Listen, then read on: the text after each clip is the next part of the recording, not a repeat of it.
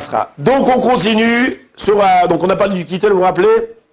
Alors on a demandé pourquoi est-ce que ce soir-là, donc le soir de Pessah, on devait raconter à nos enfants spécialement. Alors on avait dit qu'on avait une aide divine spéciale ce soir-là. Maintenant, les commentateurs viennent nous expliquer d'autres notions qui sont très intéressantes. Comme vous le savez, vous ne le savez pas, lorsqu'on a reçu la Torah, on a dû, qu'est-ce qu'on a dit quand on va recevoir la Torah? On dit Naaseh Venishma. On a accepté, on a dit ok, cette Torah-là, on va l'accomplir et on va la recevoir. Et on voit que plus tard, la Torah nous raconte que Hachem, il a dû mettre sur notre tête, Arc et Guillit, la montagne au-dessus de notre tête. Et il nous a dit, ou vous recevez la Torah, ou sinon ici vous êtes enterrés. La question qu'on a posée, je comprends pas. S'ils ont dit Naaseh Venishma, alors pourquoi est-ce qu'on a eu besoin de les forcer? Plusieurs explications. Je ne rentre pas dans toutes les explications, ce n'est pas le moment maintenant. Mais une explication explique que tout ce qu'ils ont accepté, le inyan de la Torah, donc le sujet de la Torah, c'était la Torah écrite. La Torah écrite.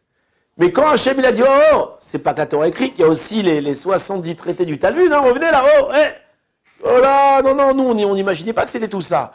Et donc pour recevoir la Torah orale, Hachem il nous a un petit peu forcé la main. Donc on voit que cette Torah orale, au début, on ne l'a pas acceptée avec une grande joie. Et on verra qu'à Purim, on va accepter toute la Torah dans sa globalité. Torah écrite, Torah orale, avec la joie, etc. Maintenant, la question qu'on pose, écoutez, vous savez bien que c'est une vraie question. Qu'est-ce qu'ils pensaient, eux, lorsqu'on leur disait vous allez recevoir la Torah? Si pour eux, c'était que la Torah écrite, qu'est-ce qu'ils pensaient recevoir? C'est quoi la question? C'est que la Torah écrite, en réalité, lorsque vous ouvrez un Sefer Torah, il n'y a aucune mitzvah dans ce Sefer Torah que tu peux accomplir telle qu'elle est écrite. La Torah écrite seule, elle veut pratiquement rien dire. Il n'y a aucune mitzvah que tu peux accomplir. Il y a marqué de les mettre en signe entre nos yeux. De quoi on parle là-bas? La Brit Mila, on doit couper la chaîne de notre excroissance. C'est quoi excroissance? Peut-être ça peut être l'oreille. Peut-être le nez, c'est quoi les 3 sens? Etc. Il n'y a aucune mitzvah, même la mitzvah de ne pas tuer. On croit que c'est une mitzvah. Non, pas tuer, ne pas tuer. Non, ne pas tuer, on ne sait pas ce que ça veut dire de ne pas tuer. Imaginez-vous qu'il y a des ennemis qui viennent nous tuer, on a le droit de se défendre? Pourquoi il y a marqué de ne pas tuer? C'est quoi la limite de tuer, pas tuer? On tue des animaux? Peut-être, ouais, peut-être c'est dépassé là-bas. C'est ok, peut-être. Il faut réfléchir si on peut rentrer ça dans ça. Mais on voit que elle est extrêmement compliquée, la Torah écrite à comprendre sans la Torah, elle ne veut rien dire. Et ça, je ne rentre pas dans tous les détails. Il y a 1 milliard de détails que même quand vous approfondissez, vous voyez qu'il n'y a vraiment aucune mitzvah qu'on peut accomplir telle qu'elle. Donc, qu'est-ce qu'ils croyaient recevoir? Il y a des commentateurs qui expliquent ça. Ils disent, croyaient que la Torah n'était que des symboles philosophiques, que des principes de vie. Ne pas tuer. Ah ouais, c'est bien ça. Ça, avant, c'était des barbares, ça se tuait, ça se massacrait, ça s'entretuait.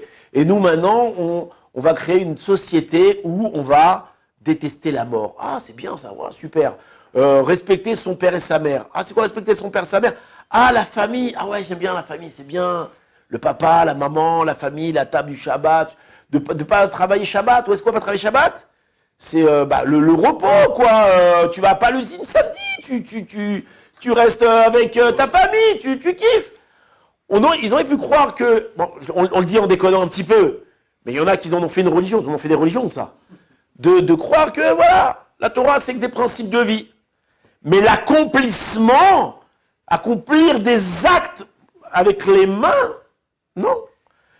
Quand même la Torah, elle va me dire de ne pas manger du cochon, qu'est-ce que ça veut dire pas de manger du cochon? C'est pas qu'elle va m'interdire réellement de manger du cochon, non. Elle veut me dire par là que tu ne dois pas te comporter comme un cochon. Tu rigoles, mais il y en a maman qui explique les halachot comme ça, qui disent qu'il n'y a aucune loi dans la Torah qu'il faut prendre à la lettre. Quand je dis à la lettre, ça veut dire aucun commandement réel. La mettre en signe entre nos yeux, ça veut dire que ces principes-là devront toujours être face à toi. D'accord? La mezouza à tes poteaux aussi, dans la maison. Quand tu rentres dans la maison, tu rentres dans une maison où on respecte ces règles-là, etc. Donc on aurait pu croire que les actes ne sont pas importants. Et lorsque je dois raconter la sortie d'Égypte à mes enfants, on aurait pu croire qu'on peut le faire n'importe quand même au début du mois de Nissan. Qu'est-ce qu'elle vient, le Balagada, le Rav Steinbourg, comme ça il dit non, ça tu le fais quand tu as la matzah et le maror devant toi. Quand tu as des mitzvot concrètes, des mitzvot qu'on accomplit, pour signifier quoi? Que l'accomplissement de la Torah, ce n'est pas simplement de la philosophie, du délire intellectuel. Non, l'accomplissement de la Torah, c'est une réflexion philosophique, si vous l'appelez-le comme ça, mais c'est aussi des actes, un accomplissement dans les actes. Et donc le récit de la Emouna, qui est un message spirituel, il est accompagné avec des actes. Et c'est pour ça qu'on ne fera ça que le soir, où la matzah et le maror sont devant nous. Donc on va faire ce récit-là en mangeant de la matzah et en mangeant de l'herbe amère.